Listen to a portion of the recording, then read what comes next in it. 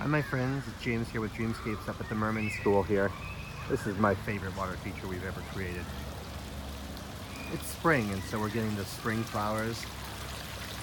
And I know I've done some video tours of this, but I just never tire of how beautiful this is. I built this for children that are about this tall, because this is at the Mirman school with grades 1 to 6.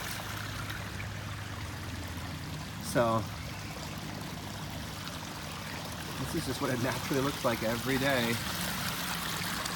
Completely realistic.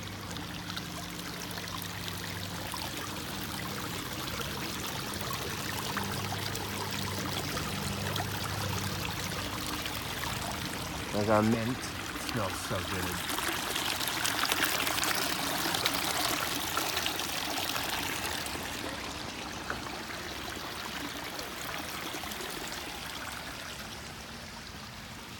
And this is our hummingbird sage.